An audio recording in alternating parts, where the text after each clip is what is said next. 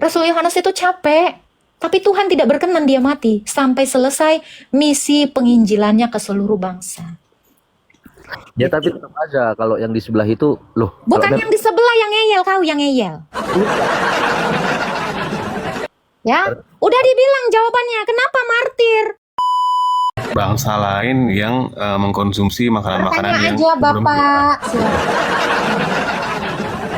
Iya, jadi Iya, nanya. Kalau jadi bukan pertanyaan namanya. Nyimpulin saya. Bukan Bunda dengarnya. Nanya sendiri, jawab sendiri mau apa di sini. Kalau nggak ada hukum seperti kami itu, gimana itu kakak? Oke. Hukum makruh itu Adakah apa? yang menentukan ini nggak bisa, ini nggak bisa? Ya, Baik. saya kan tanya sama kakak, kami kan ada itu. Ya udah nggak usah Tanya, diulangi. hukum itu ada. Iya. Udah santai aja. Kan mau dijawab. Shalom Bapak Ibu, saudara-saudari terkasih. Selamat datang di channel Juru Selamatku. Sebelumnya jangan lupa subscribe, like, dan bagikan tentang kebenaran Tuhan kita yang besar, dahsyat, dan penuh kasih. Pembahasan kali ini akan disampaikan oleh apologet Kristen yang sangat luar biasa, yaitu Saudari Agatha. Beliau akan berdiskusi dengan beberapa umat muslim yang bertanya tentang iman Kristen.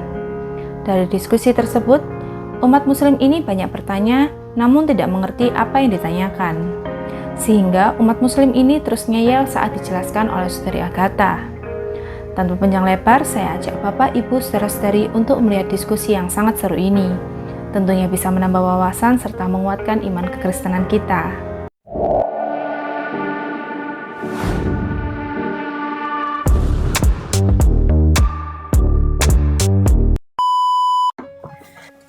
Halo, Marubah.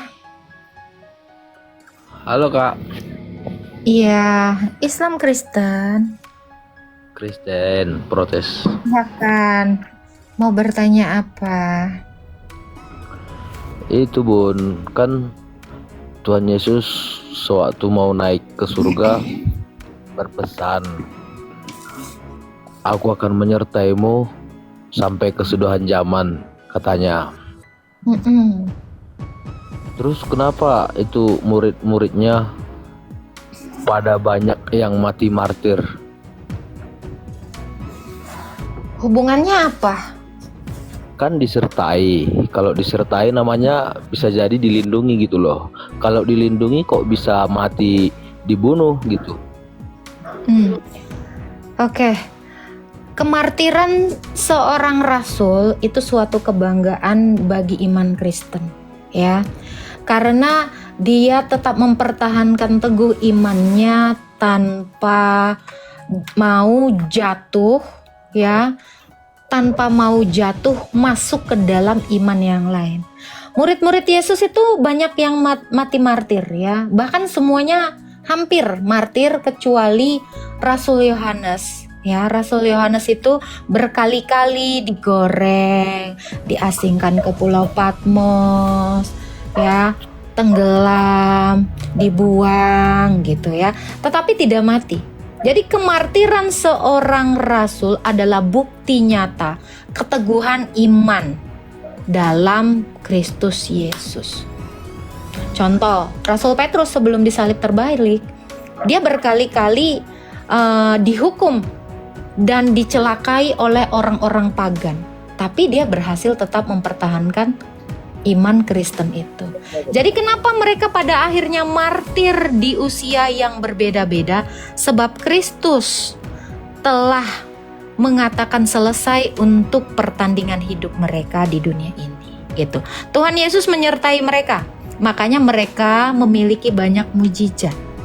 Tuhan Yesus tidak pernah meninggalkan murid-muridnya. Gitu ya Pak ya. Iya, justru karena Tuhan Yesus ngomong gitu kan teman-teman agama sebelah kan pada nanya, kalau memang disertai kok sampai mati mengenaskan gitu loh. Gimana Wak jawabnya? Iya, mereka itu mati mengenaskan kan karena disuruh murtad gitu. Tapi yang harus kamu lihat adalah di balik kemengenasan kematian mereka, mereka banyak mujizatnya.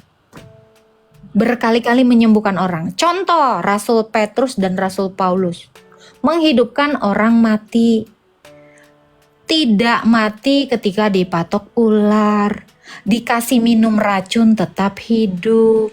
Itu penyertaan Yesus itu bahkan tidak hanya berakhir ketika mereka di dunia, tetapi setelah mereka mati pun Yesus menyertai mereka. Makanya mereka itu sudah di Firdaus semuanya. Berarti kita cukup jawabnya mereka walaupun disebut menyertai ternyata mati mengenaskan, bisa berarti cukup kita bilang, kita jawab itu atas izin Tuhan gitu aja. Mereka sudah menyelesaikan pertandingan hidupnya. Makanya Tuhan mengizinkan mereka mati. Mereka semuanya sudah menyelesaikan misinya dalam mengkristenkan banyak bangsa. Jadi kalau sudah selesai misinya, maka Tuhan mengizinkan mereka sudah beristirahat. Contoh, Rasul Yohanes bahkan berkali-kali memohon kepada Tuhan untuk dia mati. Karena dia nggak mati-mati. Ya, dia banyak disiksa oleh kaisar, apa saya lupa, ada di Sinaksarion. Tapi dia tidak pernah mau mati. Justru kematian mereka dengan cara martir itu, itulah keuntungan bagi iman Kristen. Makanya Rasul Paulus bilang, mati adalah keuntungan. Sebab apa? Mereka itu berkali-kali disiksa tapi nggak mati, capek. Ya, Rasul Paulus itu capek. Rasul Yohanes itu capek. Tapi Tuhan tidak berkenan dia mati sampai selesai misi penginjilannya ke seluruh bangsa. Ya tapi tetap aja kalau yang di sebelah itu loh. Bukan yang di sebelah yang ngeyel, kau yang ngeyel. Ya, udah dibilang jawabannya. Kenapa martir? Ya karena itu dia mau menunjukkan kuasanya Tuhan. Makanya matinya secara mengenaskan. Ya. Kayaknya bukan sebelah yang ngeyel ya. Kamu yang ngeyel.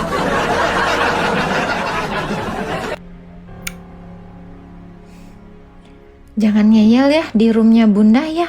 Malu Bunda. Halo Ridwan. Halo malam. Masuk. Malam. Kang Kristen Pak Ridwan. Islam. Oke, mau bertanya apa? Iya. Saya mau tanya bagaimana tentang pengajaran Tritunggal dalam Perjanjian Baru terkait dengan apa yang diajarkan oleh Yesus, Mbak? Firman itu datang dan keluar dari Bapa, Roh Kudus itu juga datang dan keluar dari Bapa. Jadi kalau firman itu berasal dari Bapa dan Roh Kudus berasal dari Bapa, berarti baik firman maupun Roh Kudus itu satu di dalam Bapa. Firman dan Roh Kudus satu dalam Bapa. Jadi segala sesuatunya bersumber dan berasal dari Bapa. Bapa itu sendiri. Iya, 1 Korintus 8 ayat 6. Oh, 1 Korintus.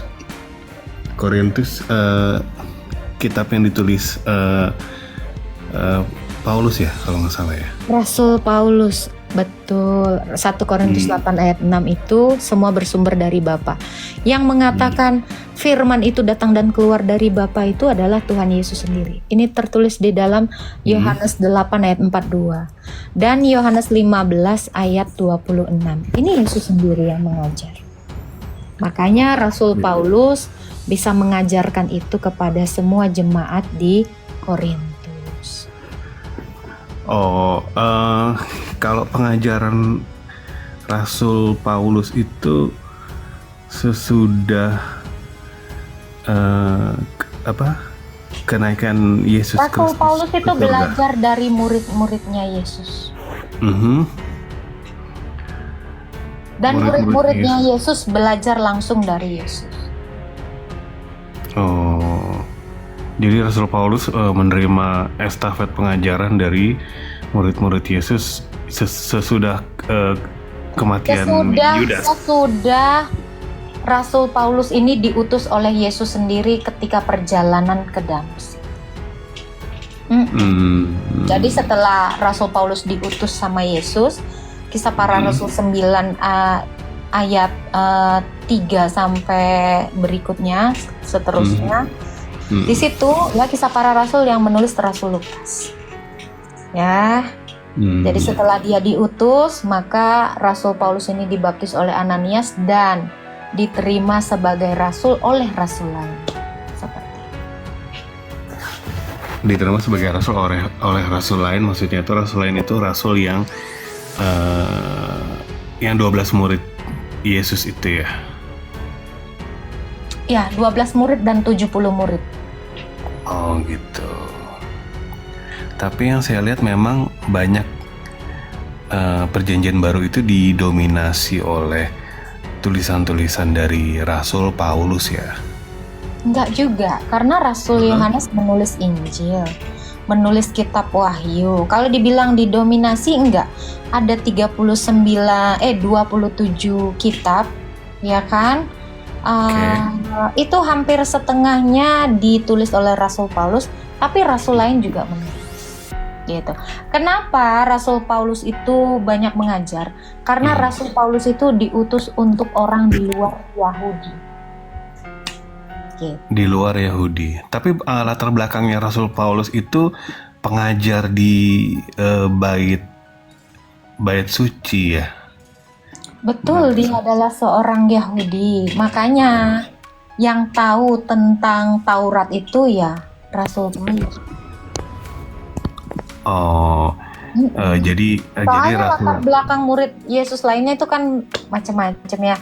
Ada yang cuman pemungut cukai, ya kan? Ada yang penjala ikan. Nah itu dari latar belakang yang kalau bisa dibilang saat itu ya awam ya, tidak terpelajar seperti Rasul Paulus, kecuali Matius ya. Matius itu anak orang kaya. Matius yang menulis Injil. Ya, yang punya Taman Getsemani kalau nggak salah keluarganya lah yang punya taman. Oh, Matius itu bukan yang penarik pajak ya? Matius iya pemungut cukai ya. Ya, Matius pemungut cukai. Ada satu murid dia yang memiliki yang lumayan kaya. Saya lupa yang mana. Bukan Lukas ya? Lukas itu dokter ya kalau nggak salah. Lukas itu dokter. Oh gitu. Cuman ada saya baca juga ya di kitab Kisah Para Rasul itu ada beberapa perbedaan pandangan antara Petrus dengan Paulus mengenai makanan yang haram dan yang halal. Itu Mbak pernah dengar gak ya kira-kira? Tahu, terus? Akhirnya mereka ada kesepahaman ya tentang pemahaman makanan haram dan halal atau kosher dalam Yahudi kan kalau nggak salah itu. Pertanyaannya akhirnya mereka bisa sepakat untuk bahwa tidak ada yang haram untuk dikonsumsi gitu ya. Pertanyaannya kesepakatan itu sudah ada antara Rasul Petrus. Bukan pertanyaan saya. Dan Paulus. Ngerti nggak sih arti pertanyaan? Ya gini. Jadi apakah sudah ada kesepakatan antara Rasul Petrus dengan kamu jawab tadi. Paulus? Ada udah. Sudah kamu jawab tadi, ya kan? Iya. Jadi tidak ada yang haram bagi umat Kristen menurut pengajaran para rasulnya. Iya. Semua halal bagimu tetapi tidak semuanya berguna. Semua halal bagimu tapi aku tidak membiarkan diriku diperhamba oleh sesuatu. Tidak semua berguna. Semua halal untuk dikonsumsi, untuk dipakai, tapi belum tentu semuanya berguna gitu. Karena Yesus sendiri yang mengatakan di Kisah Para Rasul 10 ayat 15 kepada Petrus ya, sembelihlah ya hewan-hewan yang tidak biasa dikonsumsi oleh Rasul Petrus. Tuhan Yesus sudah menyatakan itu halal. Sebab apa? Dulu diharamkannya, di zamannya Musa diharamkannya beberapa hewan itu untuk membedakan mereka dari bangsa lain. Mengkhususkan bangsa Israel itu dari bangsa lain, biar beda gitu. Bangsa lain yang mengkonsumsi makanan-makanan Tanya yang aja belum Bapak. Iya, jadi Iya, nanya. Kalau jadi bukan pertanyaan namanya, nyimpulin saya. Bukan Bunda dengarnya. Nanya sendiri, jawab sendiri mau apa di sini. Gitu, mending masuk Kristen. Buat pertanyaan aja sulit ya. Aduh batu, santai dong, santai. Oke, kita naikkan yang lain ya.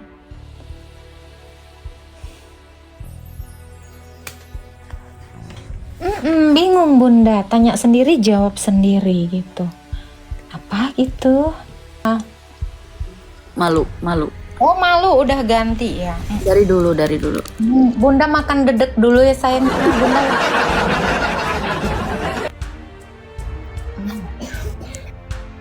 Mak, dari batunya. Ada merokok itu kakak, saya batu. Halo. Kadang-kadang betul juga. Halo.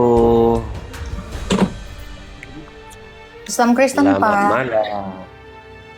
Selamat malam kakak host. Selamat malam. Islam Kristen Pak. Nama saya juga itu kan Muhammad. Islam atau Kristen Pak?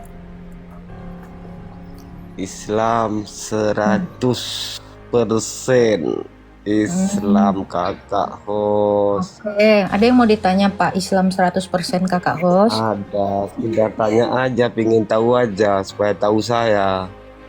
Iya dong. Karena Anda kan nggak tahu apa-apa. Nggak tahu apa-apa tuh soal keyakinan kakak. Iya. Silakan. Jadi yang saya tanya, ya kak kan, saya tanyakan saya yakin saya kan ada hukum-hukumnya tuh, hukum haram, hukum halal, hukum mubah, makro dan seterusnya. Di kalian agama kepercayaan kakak, apakah ada hukum yang seperti kami itu? Tolong dijelaskan kakak. Kalau nggak ada hukum seperti kami itu, gimana itu kakak? Oke. Hukum makruh itu Adakah apa? yang menentukan ini nggak bisa, ini nggak bisa? Ya, Baik. saya kan tanya sama kakak, kami kan ada itu. Ya udah nggak usah Tanya. diulangi. Hukum itu ada. Iya. Udah santai aja. Kan mau dijawab. Ya kan? Udah Pak Sahli. Hukum Bapak memang banyak, tapi apakah dengan banyaknya hukum Bapak itu bisa membawa Anda menjadi manusia yang berakhlak baik? Justru pertanyaan saya itu, dengan hukum Anda yang banyak itu, kalau tidak membawa kalian kepada akhlak yang baik, untuk apa hukum itu? Itu aja. Banyak hukum tapi nggak membuat kamu menjadi baik dan benar. Buat apa? Mending nggak usah punya hukum. Ya, malu Bunda. Hukum haram, hukum makruh tidak membawa Anda tidak membenci orang, itu mah nggak ada gunanya. Ya, Anda nggak makan ini, nggak makan itu, mau ke toilet pakai hukum begini. Toh outputnya kayak gini nih, nggak sopan.